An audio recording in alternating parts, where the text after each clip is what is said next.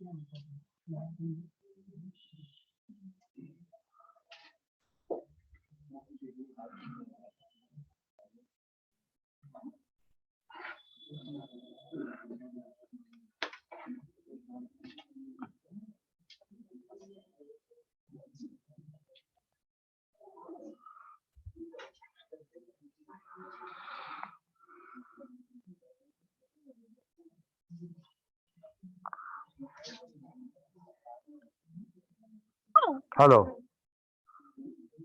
Hello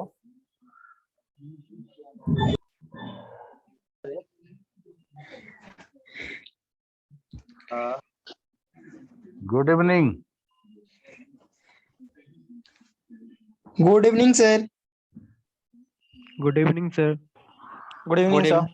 पिछला class जो था हम लोग का वो जस्ट इंट्रो था, कंप्यूटर नेटवर्क कितना इम्पोर्टेंट है और क्यों पढ़ना चाहिए हमको और कितना अच्छे से पढ़ना है, कितना सीरियस होकर पढ़ना है, ये बात हम लोगों ने डिस्कस किया था। और साथ में कंप्यूटर नेटवर्क के बारे में डिस्कस किया था कि उसका डेफिनेशन क्या है, क्या होता है कंप्यूटर नेटवर्क। अगर आप लोगों में से किसी ने क्लास नहीं किया था तो एक बार हम छोटा सा रिकैप देंगे जो समझ में आए कि क्या पढ़ाई हुआ था। सर पिछले क्लास वाला वीडियो अपलोड।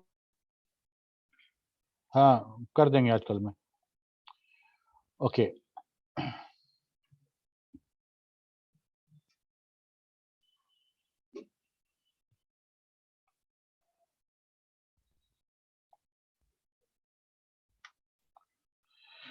ठीक है, तो कंप्यूटर नेटवर्क है क्या? जब एक से ज्यादा कंप्यूटर या वैसा डिवाइस जो कम्युनिकेट कर सकता हो उसको अगर किसी मीडिया के साथ, किसी लिंक के साथ कनेक्ट कर दे सो डैट कि वो उस लिंक के सहारे कम्युनिकेशन कर सके, मतलब मैसेज भेज सके या रिसीव कर सके, तो हम बोलेंगे कि दैट इज कंप्यूटर नेटवर्क। ठीक है, तो एक्चुअली है क्या कि डेटा सेंड और रिसीव करने का काम बहुत सारा डिवाइस करेगा, है ना, बहुत सारा डिवाइसेस करेगा। तो हम लोग अभी के लिए सबको एक कॉमन नेम दे रहे हैं, नोड। वो कंप्यूटर हो सकता है, वो मेरा राउटर हो सकता है, स्विच हो सकता है, मोबाइल फोन हो सकता है। अगर हम एक छोटे से लैन की बात करें तो वो प्रिंटर हो सकता है, स्कैनर हो सकता है, फाइल सर्वर हो सकता है, डेटाबेस सर्वर हो सकता है, कोई भी चीज जो डेटा उस तार के सहारे या जो लिंक है उसके सहारे डेटा सेंड या रिसीव कर सकता है। ठीक है, तो ऑल आर नोड्स, हम बात करेंगे नोड्स क्या क्या है। ठीक है, तो okay, in order to communicate a node is connected to another node by any mean, और वो मीन क्या हो सकता है? वो मीन हो सकता है मेरा या तो गाइडेड होगा या अनगाइडेड होगा। ठीक है, गाइडेड अनगाइडेड क्या है ये देखो इंपॉर्टेंट है, ये पूछा जाता है। मीडिया टोटल कितने तरह के हैं? ठीक है, तो communication link is a transmission medium by which data communication take place between two devices. पहला है वायर्ड ट्रांसमिशन मीडिया या गाइडेड मीडिया, दूसरा है wireless transmission media, unguided media, है ना। एक तार वाला और दूसरा बेतार वाला, है ना। अच्छा, बेतार समझते हो किसको बोलते हैं? बिना तार वाला सर। हाँ? बिना तार वाला सर। नहीं वो तो हो गया। बेतार का केंद्र होता है ना, जहाँ टेलीग्राम पहले आता था, तुम लोग तो शायद नहीं देखे होगे, उसको बेतार का केंद्र बोलते थे। जो हम लोग लेटर लिखते हैं वो लेटर तो फिजिकली जाता है उस स्टेशन पे, जाके वहाँ डिलीवर होता है, उसको वहाँ जाने में 7 दिन 8 दिन 10 दिन लगेगा। अब तो हमारे पास कम्युनिकेशन है कि फ्लाइट से भेज सकते हैं अगर मुंबई जाना हो तो, पहले नहीं था, तो सारा का सारा ट्रेन से ही जाता था और काफी टाइम वो साइकिल से पोस्ट में जाके डिलीवर करता था, बहुत टाइम लगता था। तो अगर किसी के यहाँ कुछ इमरजेंसी हो जाए और उसको कुछ खबर भेजना है तब वहाँ पे टेलीग्राम यूज होता था। ठीक है, अभी जो टेलीग्राम एप्लीकेशन यूज करते हो उसी के नाम पे ये टेलीग्राम बना हुआ है ना। टेलीग्राम हिंदी में बोलते थे बेतार का केंद्र। बेतार मतलब यहाँ पे लाइन टाइप होगा, ठीक है, और मुंबई बेतार के केंद्र में वो प्रिंट हो जाएगा। अब वहाँ लोकल सिर्फ भेजना रहेगा। समझ में आ रही बात? मान लो हम बेतार के केंद्र में गए और हम एक इंटरव्यू में पास करके, मान लो कोई जॉब देने गया, तुम गए और तुमको अपने घर में ये खुशखबरी भेजना है और तुम बेंगलोर में हो, पटना भेजना है, उस समय की बात कर रहे हैं। अभी तो है कि एसएमएस कर दो कुछ, अभी तो बहुत सारा तरीका है। तो उस समय उसको बोलते थे बेतार का केंद्र। क्यों? क्योंकि वहां से टाइप होता था और हर कैरेक्टर वाइज पैसा लगता था, तो बहुत महंगा था वो तार भेजना। बोलते तार आया नहीं सुनते हो? पुराने मूवी नहीं बोलते हो, तार आया है, यस सर। तार आया है। चिट्ठी तो है तो रिटर्न वाला है ना, ये तो गाइडेड मीडिया हो गया है ना। यहाँ से जाएगा लेटर बॉक्स में, वहां से पोस्टमैन निकालेगा, पोस्ट ऑफिस जाएगा, उसके बाद उसका शॉर्टिंग होगा, उसका जीपीओ जाएगा, वहां से ट्रेन में लदेगा, वो तो अलग चीज हो गया। बिना तार के, बिना सीधे वहां से ए निकला, यहाँ ए छप गया प्रिंटर में, ठीक है, और यहाँ से सीधे लोकल डिलीवरी हो गया। तो एक दिन में 24 घंटा में वो डिलीवरी हो जाता था। तो उसको यही बोलते थे बेतार का केंद्र। नया नया उस समय हुआ था कि ये जो तार जा रहा है, ये जो तार जा रहा है वो बिना तार के है, ये जो चिट्ठी है बिना तार का है।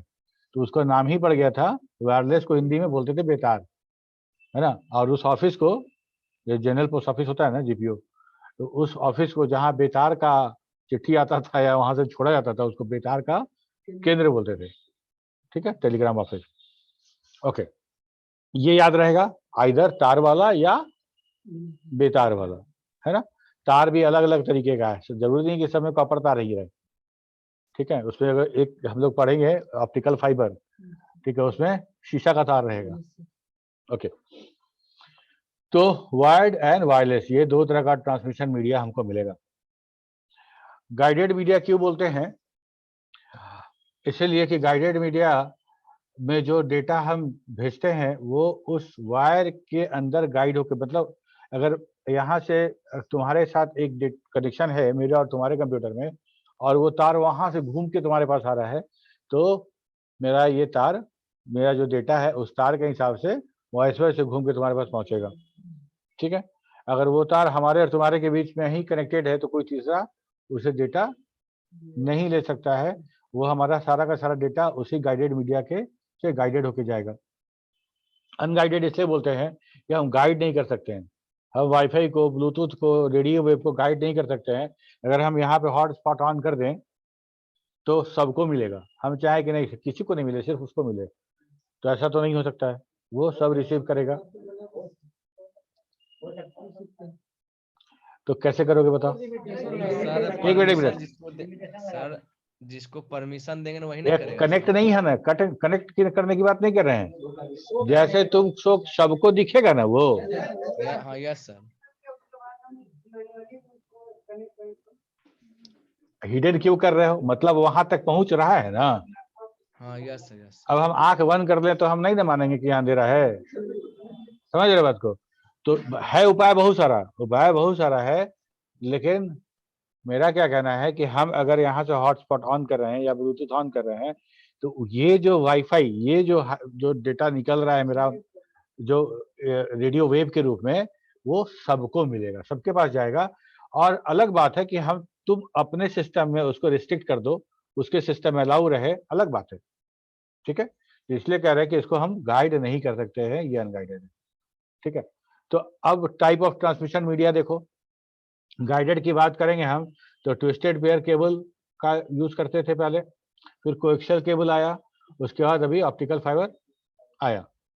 और अनगाइडेड में रेडियो वेव जैसे वाईफाई यूज करते हो या फिर हम ब्लूटूथ यूज करते हैं, सारा का सारा रेडियो वेव है। माइक्रोवेव्स है और इंफ्रारेड है।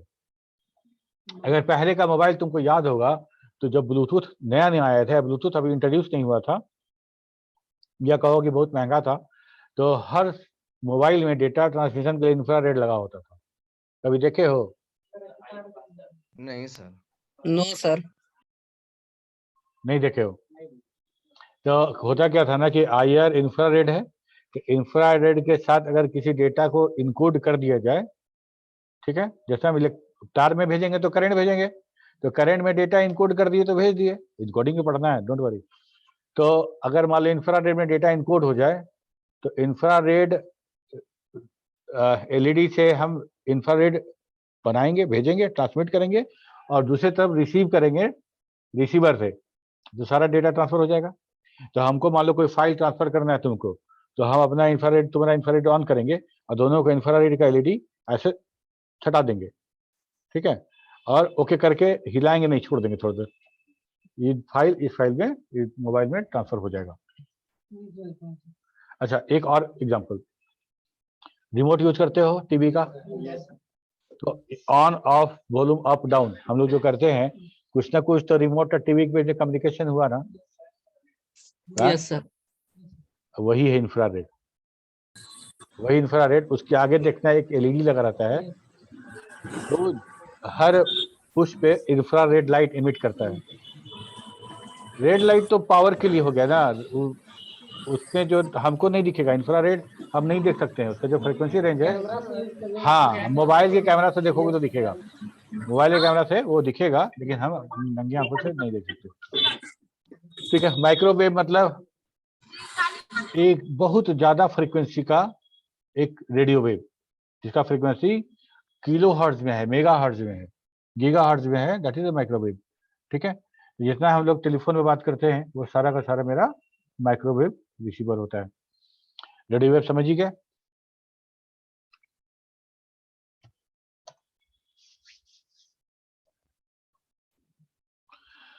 वायर्ड ट्रांसमिशन मीडिया, ये सारा का सारा सिस्टम है। सर एक और सब- फिगर दिखाएगा सर, एक और फिगर सर, छोटा सा, एक सेकंड ये वाला, ये सर।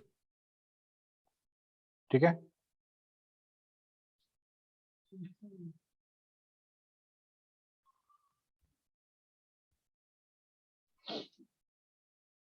ये sir, done sir. in wired transmission media, nodes are connected by physical wired connection to state wire, coaxial cable and optical fiber। ये सारा का सारा हम यूज करते थे गाइडेड मीडिया में, है ना। और हम लोग यहाँ वायरलेस में क्या यूज करेंगे, wireless transmission media, the nodes are connected without physical connection, so it is called wireless, that is radio wave, microwave, infrared. अच्छा, यहाँ तक किसी को कोई दिक्कत? हम लोग सब पढ़ेंगे, हम लोग, है ना, कोएक्सियल केबल भी पढ़ेंगे, इंफ्रारेड भी पढ़ेंगे, सबके बारे में पढ़ेंगे जो मीडिया है। अभी तक हम लोगों ने जो समझा वो ये कि एक से ज्यादा नोड्स के बीच में जो कम्युनिकेशन होगा, जो सेंड और रिसीव किया जाएगा, उसको हम लोग बोल रहे हैं कंप्यूटर नेटवर्क। ठीक है, ओके। तो हम जब तुमको सेंड करेंगे, हम जब तुमको कोई मैसेज सेंड करेंगे तो क्या सेंड कर सकते हैं? डाटा मैसेज सर, हैं? वो डाटा नहीं करेंगे सर, कोई कोई मैसेज इंफॉर्मेशन सेंड कर सकते हैं। ठीक है, तो सिर्फ डेटा, डेटा तो सब है ना, डेटा तो मेरा ऑडियो भी डेटा है, वीडियो भी डेटा है। Text sir. ठीक है, ये बोला टेक्स्ट, चलो ठीक है। इसके पहले हम ये डिस्कस करते हैं कि अगर हम डेटा कम्युनिकेशन की बात करें तो डेटा कम्युनिकेशन में क्या क्या कंपोनेंट यूज होंगे? ब्रजेश सर। देखो, सबसे पहला तो है मैसेज, जो हमको सेंड करना है और तुमको रिसीव करना है। मैसेज, मैसेज सेंड करने वाला एक सेंडर होगा, एक रिसीवर होगा, मतलब एक सेंडर, एक रिसीवर, एक मैसेज, तो हम कर पाएंगे। ठीक है, और सेंडर और रिसीवर जब हम कह रहे हैं ना, तो तुम ये समझो कि हम इंसान की बात नहीं कर रहे हैं, मशीन की बात कर रहे हैं, नोड की बात करें, एक सेंडर नोड, एक रिसीवर नोड और एक मैसेज, तीन, चौथा लिंक, जिस लिंक पे होके वो मैसेज जाएगा, होगा। ठीक है, और सबसे इंपॉर्टेंट प्रोटोकॉल। क्या होता है प्रोटोकॉल? प्रोटोकॉल का मतलब डेटा ट्रांसमिशन का rule. Set of rules sir. Set of rules. Rules कहने का मतलब ये है ना कि हमको कौन सा डेटा कैसे इनकोड करना है। अगर मान लो हम इनकोड करें अपने सिस्टम पे किसी और तरीके से, और रिसीविंग एंड पे तुम उसको डिकोड करो किसी और तरीके से, तो मैसेज तुम्हारे तक तो नहीं ना पहुंचा, नहीं पहुंचा। ठीक है, अब हम डिजिटल डेटा को भेजना है एनालॉग में चेंज करके, तो हम जैसे एनालॉग बनाएंगे एग्जैक्टली उसी तरह से तुम उसको फिर से डिजिटल बनाओगे। ठीक है, हम मॉड्यूलेट करके एनालॉग बनाएंगे, तुम डीमॉड्यूलेट करके सेम सिस्टम से, तब तुमको वही डेटा मिलेगा। ठीक है, मैसेज का साइज क्या होना चाहिए, मैसेज कितना स्पीड से भेजना है हमको, बहुत सारा नियम है। डेटा कम्युनिकेशन में बहुत सारा नियम है। जैसे हमको तुमसे बात करना है, हमको तुमसे बात करना है, तो हमारे तुम्हारे बात करने के बीच में कुछ प्रोटोकॉल है कि नहीं है? क्या क्या प्रोटोकॉल है बताओ, सोच के बताओ कि हम लोग के बीच में जो कम्युनिकेशन हो रहा है वो कम्युनिकेशन सही तरीके से हो सके, उसके लिए क्या क्या नियम कानून हमको और तुमको फॉलो करना है। सर हम दोनों के बीच में एयर होना चाहिए। हम लोग के बीच में एयर होना चाहिए, ट्रांसमिशन मीडियम हो गया, और बताओ। एक सेंडर हो गए हम, तुम रिसीवर हो गए, हम बोल रहे हैं तुम सुन रहे हो, तुम बोल रहे हो हम सुन रहे हो, तो सेंडर रिसीवर, बीच में एयर है, ट्रांसमिशन मीडिया हो गया। ठीक है, जो बोल रहे हैं that is the message. Protocol कहाँ आता है? सर प्रोटोकॉल का मतलब है आप जिस बोल रहे हैं हम उसको अच्छी तरह से सुन रहे हैं, यही ना रूल हो गया सर प्रोटोकॉल का। हाँ, प्रोटोकॉल का मतलब क्या हुआ ना कि जैसे मान लो तुम तमिल नहीं जानते हो, ठीक है, यस सर। और हम तमिल में बोलना शुरू करें तो क्या कम्युनिकेशन होगा? सुन तो रहे हो तुम, मैसेज तुम्हारे पास पहुंच रहा है, लेकिन तुम समझ नहीं पा रहे हो, उसको डिकोड नहीं कर पा रहे हो। ठीक है, तो लैंग्वेज एक होना चाहिए। ठीक, अब कई बार ऐसा होगा, बहुत बार ऐसा आदमी तुमको मिलेगा वो इतना फास्ट बोलता है कि तुमको समझ में नहीं आता क्या बोल रहे हैं, अरे थोड़ा धीरे बोलो तो समझ में आए। ठीक है, तो तुम जितना स्पीड से रिसीव कर रहे हो उससे ज्यादा स्पीड से अगर हम डेटा सेंड करेंगे तब डेटा नहीं तुम्हारे तक पहुंचेगा, डेटा ओवरफ्लो हो जाएगा, यस सर। है ना। और हम बोलेंगे तो क्या फुल स्टॉप कॉमा लगाएंगे कि नहीं लगाएंगे? वही पकड़ो मत जाने दो वाला बात, लगाएंगे सर। लगाएंगे। तो ये सारा का सारा हमारे और तुम्हारे बीच का एक प्रोटोकॉल है। ठीक है, कि सेम लैंग्वेज यूज करें, स्पीड उतना ही हो जितना स्पीड में रिसीवर डेटा रिसीव कर पाए, मतलब समझ सको। Yes sir. ठीक है, कई बार ऐसा हो सकता है कि कोई वर्ड तुमको नहीं समझ में आए, कोई वर्ड नहीं सुन पाओ, सर तुम क्या बोलोगे? सर नहीं समझ पाए, फिर से बोलिए, तो नहीं सुन पाए, फिर से बोलिए, इसका भी एक तरीका है। ठीक है, तो ये सारा का सारा तरीका, हम पूरे नेटवर्क में हमको ढेर सारा प्रोटोकॉल पढ़ना है। हम लोग को तो हार्डवेयर के बारे में पढ़ना ही है कि कैसे कौन कौन सा लेयर है, उस लेयर में कौन कौन सा हार्डवेयर, वो हार्डवेयर क्या काम करेगा, साथ में हर लेयर पे कौन कौन सा प्रोटोकॉल है वो भी डिस्कस करते चलेंगे, बहुत इंपॉर्टेंट है। ठीक है, तो यहाँ पे देखा the message is the information to be communicated, popular forms of information include text, numbers, picture, audio, video, सारा का सारा मैसेज हो सकता है। सेंडर कौन है? The sender is a device that send the data, that can be computer, workstation, telephone, handset, video camera, etc. Receiver, the receiver is the device that receive the message, can be a computer, workstation, telephone, handset और television, जो data receive कर सके और data send कर सके। Transmission media that can be guided और unguided also. The transmission media is the path by which the message travels from the sender to receiver. Some example of transmission media includes twisted pair wire, coaxial cable, fiber optics and radio waves. Protocol सबसे important. A protocol is a set of rules that governs data communication. It represents an agreement between the communication devices. Without a protocol, two devices may be connected but not communicate. Just a person speaking French cannot be understood by a person who speaks only Japanese. समझते clear हुआ होगा? देखो ये जो है ना, कोई ऐसा क्षेत्र बताओ जहां प्रोटोकॉल नहीं है। नियम तो है, ठीक है, हर जगह नियम है। तो हम रोड पार कर रहे हैं उसमें भी नियम है कि आपको जेब्रा क्रॉसिंग देखना है और इधर उधर ट्रैफिक देखना है, उसके बाद आपको रोड क्रॉस करना है। बाइक चला रहे हैं तो हेलमेट पहनना है, ड्राइविंग लाइसेंस होना चाहिए वगैरह, तो हर जगह प्रोटोकॉल है। तो हमारे नेटवर्क में भी बहुत हिसाब से प्रोटोकॉल है, और यही कारण है कि तुम्हारा 2G वाला इंटरनेट से अगर तुम कोई मेल भेजते हो तो जापान में किसी को जो 5G यूज कर रहा है वो डिलीवर हो जाता है। ये नहीं होता कि नहीं 2G वाला है इनकम्पेटेबल है 5G के नहीं जाएंगे, वैसा बात नहीं है। सारा का सारा प्रोटोकॉल का काम है ये सब। ठीक है, अच्छा, जो हम डेटा कम्युनिकेशन कर रहे हैं उस डेटा कम्युनिकेशन का क्या कैरेक्टरिस्टिक है? हम अगर डेटा कम्युनिकेशन कर रहे हैं तो उसमें क्या क्या विशेषताएं होनी चाहिए ताकि हम रिलाई कर सके, विश्वास कर सके डेटा कम्युनिकेशन पे। हम जो डेटा तुमको भेज रहे हैं तुमको वही डेटा मिल रहा है कि नहीं, क्या क्या है। देखो सबसे पहला है delivery. The primary task of the data communication system is to deliver or transfer data from sender to receiver. The system must deliver data to the exact destination. No other receiver should receive the data. These characteristics include the security of the system and protection of the data. यहाँ पे हम लोग सब लोग computer हैं, सबका एक network है, सब लोग सबसे कनेक्टेड हैं। ओके, हम किसी एक सिस्टम को टारगेट करके उसको हम मैसेज भेज रहे हैं, ठीक है।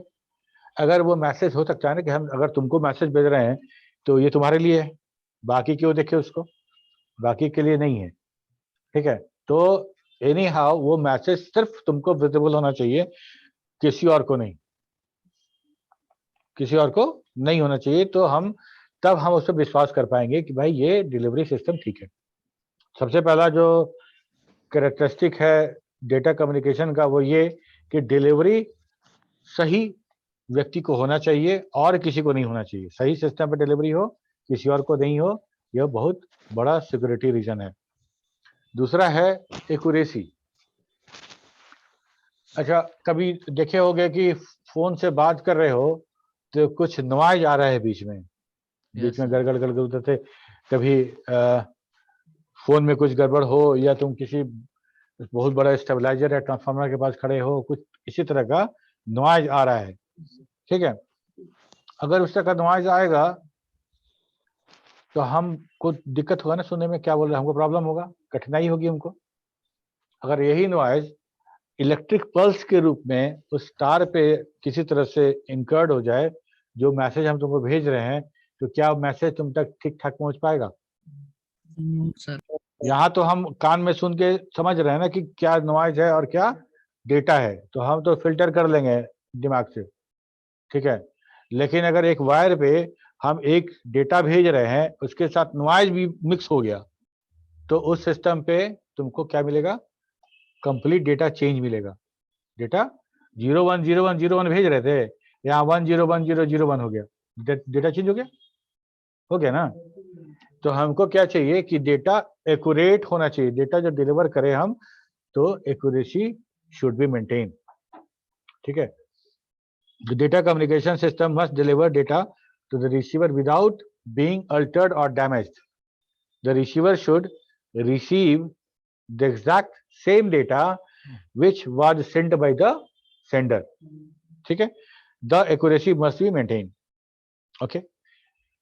हम लोग अभी जितना पढ़ रहे हैं ना, ये हम लोग को स्टैब्लिश करना पड़ेगा। ऐसा नहीं है कि ऐसा हो जाता है, ऐसा हो जाता है। अगर मान लो सब लोग एक तार से कनेक्टेड हैं, तो क्या हम यहाँ से डेटा सेंड करेंगे तो उस तार पे जाएगा तो सबके पास नहीं जाएगा, जाएगा ना जी। लेकिन उस नेटवर्क में हमको डिलीवरी वाला बात इंश्योर करना है, उसके कौन करेगा? प्रोटोकॉल, ठीक है। और एक्यूरेसी, अब हम यहाँ से तार ऐसे घूमते हुए 2 रूम छोड़ के तीसरे रूम में जा रहा है वहां पे, ठीक है। तो क्या ऐसा तुमको नहीं लगता है कि किसी न किसी तरह का एरर उस डेटा में आ सकता है? आ सकता है ना।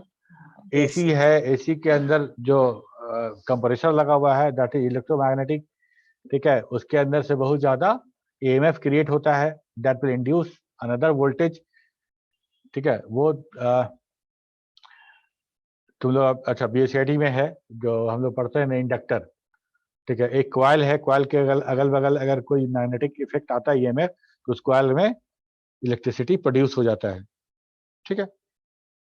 तो ये बहुत हद तक ये संभव है कि हम एक कम्युनिकेशन सिस्टम बना रहे हैं यहाँ से वहां भेजने के लिए, उसमें कुछ ना कुछ एरर आएगा, उस सिस्टम पे जब पहुंचेगा तो डेटा वैसा नहीं रहेगा जैसा हम भेजे थे। लेकिन हमको एक्यूरेसी मेंटेन करना है, कैसे होगा? Again protocol. Timeliness. The system must deliver data in a timely manner. Data delivered late are useless. In the case of video and audio, timely delivered means delivering data as they are produced in some order that they are produced and without significant delay. This kind of delivery is called real time transmission. Timeliness कहने का मतलब ना कि हम जो data भेज रहे हैं तुम्हारे तक वो कुछ टाइम बाउंड होना चाहिए, टाइम बाउंड होना चाहिए। एकदम हम ऐसा नहीं कर सकते भेज दिए हैं और पोस्टल डिपार्टमेंट के लेटर की तरह पहुंच रहा है तुम्हारे पास, ठीक है। टाइमलीनेस होना चाहिए, और ये टाइमलीनेस बहुत ज्यादा इंपॉर्टेंट हो जाता है जब हम रियल टाइम डेटा की बात करते हैं। रियल टाइम डेटा की बात करते हैं, रियल टाइम डेटा मतलब ऑडियो।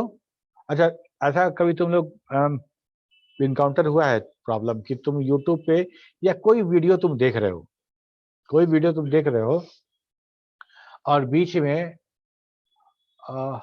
एक दो फ्रेम जो था तुम्हारा वीडियो का वो डिलीवर नहीं हुआ, उसके बाद वाला डिलीवर हुआ, जिग जैग किया और निकल गया, और वहां का ऑडियो डिलीवर अगर हो जा रहा है, ठीक है, तो क्या होगा कि अगर अब जो वीडियो चल रहा है, अब जो वीडियो चल रहा है उस पर वो ऑडियो ओवरलैप करेगा कि उस ऑडियो को डिस्कार्ड कर दिया जाएगा, डिस्कार्ड कर दिया जाएगा, ठीक है। अच्छा, एक चीज और, मान लो कि हम फ्रेम के रूप में बात करते हैं, टोटल 10 फ्रेम है और 10 फ्रेम तुमको डिलीवर होने वाला है वीडियो के लिए, और ऐसा होता है कि फ्रेम नंबर 5 किसी राउटर पे अटक गया और फ्रेम नंबर 6 पहले पहुंच गया तुम्हारे पास, फ्रेम नंबर 6 पहले पहुंच गया, उसके बाद फ्रेम नंबर 7 पहुंच गया, उसके बाद फ्रेम नंबर 5 पहुंचा, तो लड़ाई खत्म हो गया था, अब फिर लड़ाई शुरू होने वाला सीन आ गया, तो तुमको डिलीवर होगा क्या? समझ रहे हो क्या बोल रहे हैं? सर रिपीट कर दीजिए एक बार सर। जैसे मान लो वीडियो है ना, वीडियो समझो कि एक सीन है, जब आया हीरो और सामने जो विलन है और एक दूसरे को फाइट के लिए ललकार रहा है, ठीक है, फाइट शुरू होगा और फाइट शुरू और फाइट खत्म के बीच में कुछ फ्रेम्स होगा, let us suppose there are 100 frame, ठीक है, 100 फ्रेम में लड़ाई शुरू हो गया, लड़ाई शुरू होने के बाद जैसे ही लड़ाई शुरू हुआ उसके बाद का 10 फ्रेम तुमको नहीं मिला, 10 पैकेट तुमको कहीं डिले हो गया, नहीं मिला, उसके बाद का फ्रेम मिलना शुरू हुआ तो प्ले हो जाएगा, बीच में लगे पता नहीं चला तुमको कौन कितना मार खाया, ठीक है। जब पूरा लड़ाई खत्म हो गया तब वो 10 फ्रेम किसी राउटर पे अटका हुआ था वो डिलीवर हो तुमको, तो क्या उसको प्ले करना चाहिए कि नहीं करना चाहिए? नहीं करना चाहिए, क्योंकि वो डेटा ऑलरेडी प्ले हो चुका है, हम लोग समझ चुके हैं कि जो कोई मार खाया छोड़ हटाओ, अब वो लड़ाई खत्म हो चुका है, तो हम लोग बोलते हैं कि ना कि रियल टाइम डेटा है, रियल टाइम डेटा अगर with in time stipulated time अगर डिलीवर नहीं होता है तो that will be considered the bad data, और उसको हम लोग कंसीडर नहीं करते हैं उसको हम लोग, ठीक है। तो टाइमलीनेस बहुत इंपॉर्टेंट हो जाता है, ऐसे सारे डेटा के लिए है, लेकिन खासकर रियल टाइम डेटा जो है, रियल टाइम डेटा जिसके रियल टाइम कहने का मतलब फिक्स टाइम में, हाँ, जिसके साथ टाइम बाउंड उसका डिलीवरी होना चाहिए। जैसे यहाँ पे जितने ऑनलाइन बच्चे क्लास कर रहे हैं, हम जो बोल रहे हैं लगातार, अब मेरा बोलना और उनके सुनने में 1 या 2 सेकंड का डिले होगा, 1 या 2 सेकंड का डिले होगा, सब पहुंच रहा है, ठीक है। अब ऐसे हम मुंह चला रहे हैं और मेरा कुछ आवाज नहीं जाए तुम्हारे पास अभी, ठीक है, और वो बाद में पहुंचे, वो बाद में पहुंचे जिस समय हम कुछ नहीं बोल रहे होंगे, तो ये ऐसा डेटा हमको चाहिए, वैसा डिलीवरी तो नहीं चाहिए हमको, ठीक। तो जहां पे बोलने वाला और सुनने वाला सामने सामने है या वीडियो डेटा है, वीडियो और ऑडियो मिला हुआ डेटा है, कंप्लीट वीडियो है जिसमें, तो वैसा डेटा हमारा रियल टाइम डेटा है और जिसके लिए टाइमलीनेस हमारा बहुत इंपॉर्टेंट है, वो मेंटेन होना चाहिए। Jitter is a variation in latency, the delay between when a signal is transmitted and when it is received. All networks experience some amount of latency. This delay, typically measured in milliseconds, can be problematic for the real-time application such as online gaming, streaming and digital voice communication. Digital voice communication मतलब जैसे हम लोग बात कर रहे हैं, latency समझ रहे हो, देरी, डिले, है ना, हम बोल रहे हैं और ये डेटा तुम तक पहुंच रहा है, कितना लैटेंसी है, कितना डिले हो रहा है, तो कह रहे हैं ना कि जिटर उसी को बोल रहे हैं कि हर फ्रेम के डिले में अंतर नहीं होना चाहिए,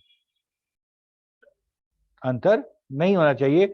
मान लो अभी हम लोग का जो लेटेंसी है, अभी जो वीडियो चल रहा है उसमें वो लेटेंसी है 2 सेकंड का, ये बढ़ के कभी 5 सेकंड हो जाए, कभी 3 सेकंड हो जाए, तो हमारा रियल टाइम डेटा के लिए बहुत परेशानी का काम बनेगा। ठीक है, तो एक बार जो लेटेंसी है, the variation of the latency जो है ना वो कांस्टेंट होना चाहिए या ऑलमोस्ट कांस्टेंट होना चाहिए, इसमें वेरिएशन नहीं होना चाहिए, यही बात हम लोग कर रहे हैं। ठीक है,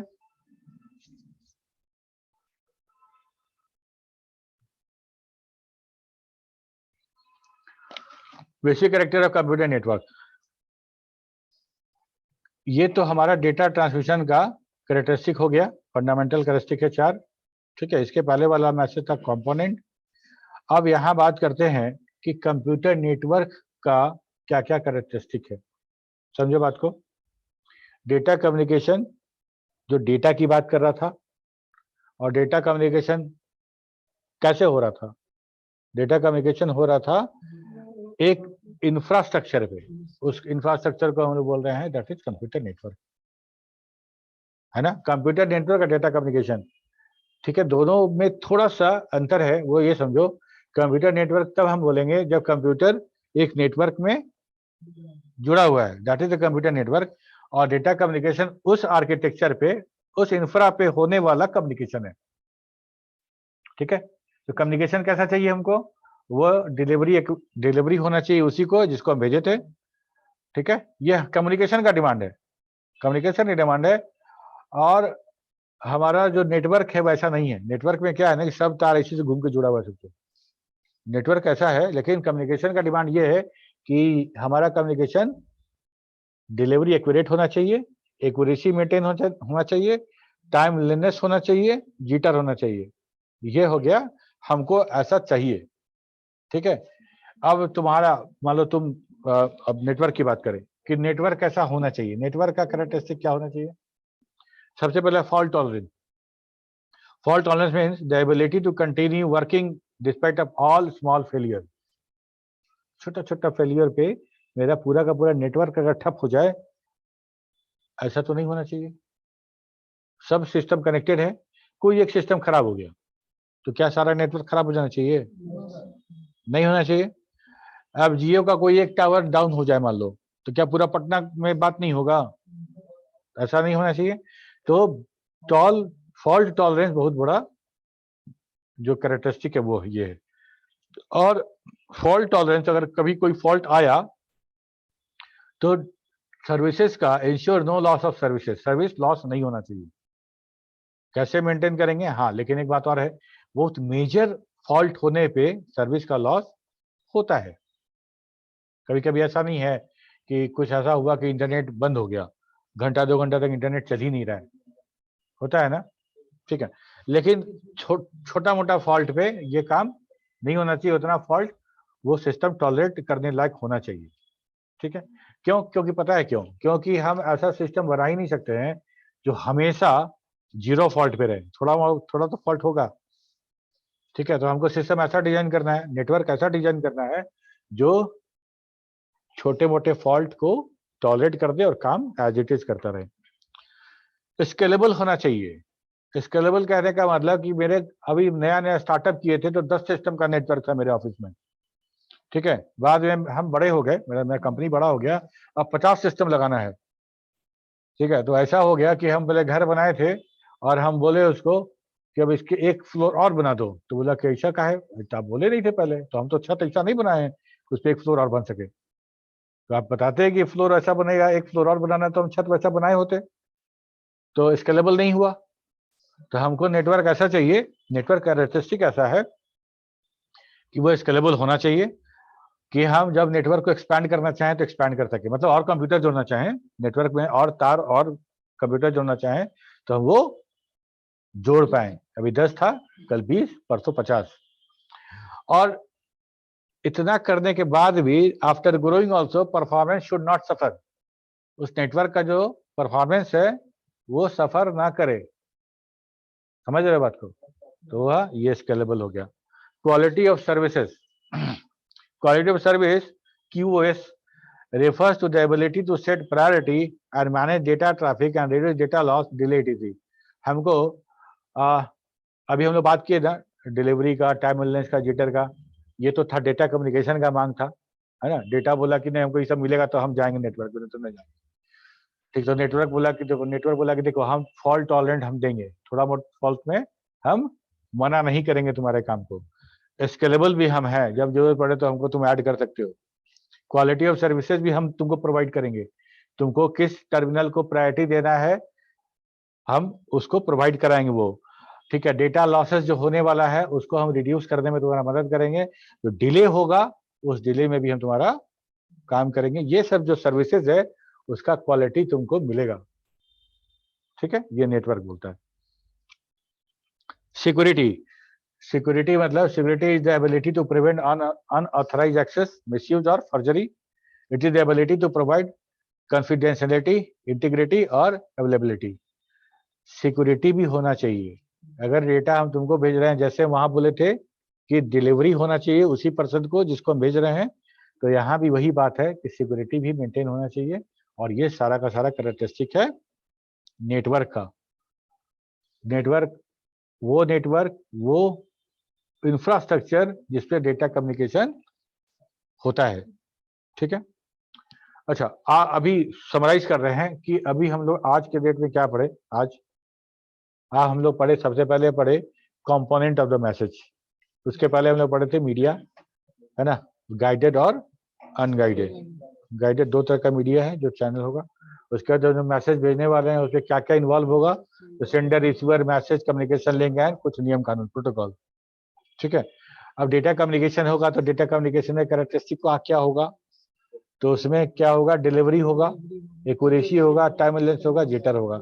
ये चारों का चारों होगा तो डेटा कम्युनिकेशन मेरा सही तरीके से हो पाएगा। ठीक, कंप्यूटर नेटवर्क में क्या देखे, fault tolerance, scalability, QoS, quality of services and security. ठीक है, ओके। इसमें से अगर कुछ पॉइंट पूछना हो तो पूछो, टाइम है कि नहीं, खत्म हो गया।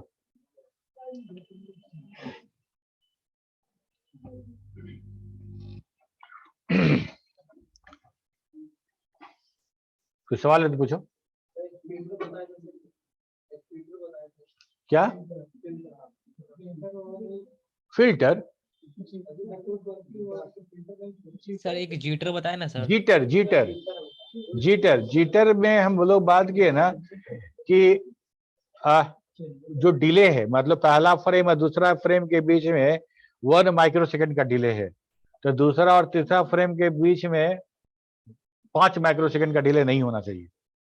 ठीक है, तो डिले जो लैटेंसी है उसमें वेरिएशन नहीं हो, उसमें वेरिएशन नहीं होना चाहिए कि अगर पहला बार अगर मेरा पहला फ्रेम और पहला साउंड अगर ऑनलाइन 2 सेकंड के डिले में पहुंचा, तो उसके बाद सारा का सारा 2 सेकंड के डिले में है, तो उसको वीडियो चलता हुआ नजर आ रहा है एकदम। बीच में कहीं एक जगह वो जो डिले है 2 सेकंड से 5 सेकंड हो गया, तो 3 सेकंड बढ़ गया, तो 3 सेकंड के लिए तो वीडियो स्टॉप हो जाएगा ना, 3 सेकंड के लिए वीडियो स्टॉप हो जाएगा। और 3 सेकंड में वीडियो जो स्टॉप हुआ उसमें से ऑडियो या वीडियो दोनों में से कोई जगह डिलीवर हुआ तो वो मेरा डिस्कार्ड कर दिया जाएगा। ठीक है, तो जीटर यही कहता है, जो वेरिएशन ऑफ द लेटेंसी है वो बहुत ज्यादा नहीं होना चाहिए वेरी। ठीक है, वो खासकर रियल टाइम डेटा का स्पेशली। ठीक है, और कुछ मल्टीपल नोड कनेक्टेड है और प्रिंटर भी एक है जो राउटर से कनेक्टेड है, तो ये नोड से डाटा अगर हमको प्रिंट करवाना है तो डाटा कैसे फ्लो होता है, प्रिंटर से कैसे। अच्छा, अभी हम लोग जो पढ़े हैं उसमें तुम्हारा क्वेश्चन जस्टिफाइड है पूछना, बताओ। जैसे बताए थे ना कि एक ही प्रिंटर है। पहले राउटर को एक्सप्लेन करो, व्हाट इज राउटर। राउटर एक तरह का होता है जो इंटरनेट सर्विस प्रोवाइडर जो होता है ना, वो मतलब इंटरनेट राउटर पे देता है जहाँ पे नेटवर्क वहाँ पे फ्लो हो जाता है। तो हम राउटर से क्यों जोड़ेंगे प्रिंटर, राउटर से प्रिंटर क्यों जोड़ेंगे बताओ। प्रिंटर नहीं जोड़ेंगे, राउटर से प्रिंटर क्यों जोड़ेंगे। कैसे फ्लो होता है, कैसे? कैसे मतलब डाटा जो फ्लो होता है, जैसे अगर नोट से हमको प्रिंट करवाना है और जैसे मल्टीपल सिस्टम है, और जैसे हम अपने कॉलेज में बात करते हैं तो एक प्रिंटर है ना यहाँ पे, हाँ, और मल्टीपल सिस्टम है, और एक ही प्रिंटर से जैसे प्रिंट होता है तो कैसे होता है, डाटा फ्लो कैसे होता है? देखो तुम्हारा सवाल अभी के टाइम पे, तुम्हारा सवाल अभी समझ में भी तुमको नहीं आएगा, लेकिन कोशिश करते हैं समझाने का। तुम राउटर मत बोलो, हम बोलते हैं स्विच एक यूज कर रहे हैं, और स्विच में ढेर सारा सिस्टम कनेक्टेड है, ठीक है। उसी में किसी स्विच में हम लोगों ने एक नेटवर्क प्रिंटर लगा दिया, ठीक है। तो लैन में जब सारा सिस्टम कनेक्टेड है तो सबका एक प्राइवेट आईपी होगा, सबका एक प्राइवेट आईपी होगा, ठीक है। अभी जैसे मान लो ये लाइन जोड़े हैं ना, तो मेरा भी हमको एक प्राइवेट आईपी मिला होगा 192.168.1 समथिंग, ठीक। तो ऐसे अगर जब तुम या तो आईपी कैमरा हो या तो प्रिंटर हो, ठीक है, नेटवर्क प्रिंटर, उसको कनेक्ट करोगे तो उसको भी एक आईपी मिल जाएगा।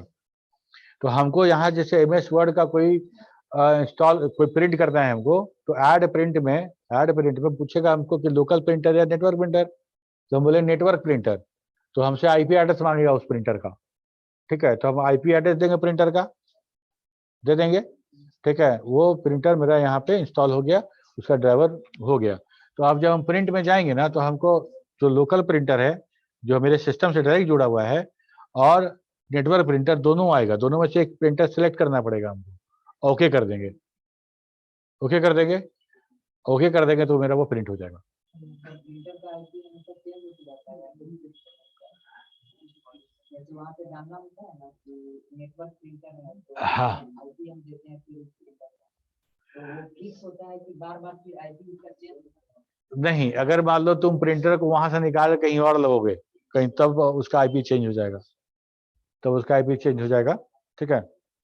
तब यहाँ पे तुम अगर उसको पहले वाला आईपी को ओके करोगे ना, तो प्रिंट नहीं होगा तुम्हारा।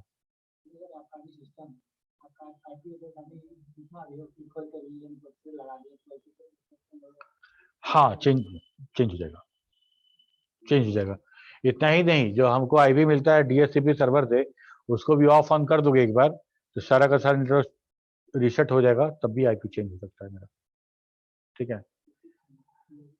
ओके, और डेटा कैसे जाएगा तार से, इसके लिए तुमको पूरा का पूरा मॉड्यूलेशन, इनकोडिंग, डिकोडिंग समझना पड़ेगा। वो हम लोग पढ़ेंगे बाद में, बहुत बाद में फिजिकल लेयर पढ़ेंगे ना। तो हेलो फिजिकल सर, सबसे पहले हम लोग नीचे ही से पढ़ेंगे, तो मतलब फिजिकल लेयर पढ़ेंगे, तो फिजिकल लेयर में ये सब हम लोग पढ़ेंगे कि डेटा कैसे हमारा, हाँ, ठीक है। हेलो सर, बोले सर अटेंडेंस बना दीजिएगा सर, डाटे खत्म हो गया मेरा। ब्रजेश, यस सर, तो मैसेज आ हो गया सर क्लास खत्म हो गया, 90%। हम जा रहे हैं। अटेंडेंस मतलब बना दीजिएगा सर।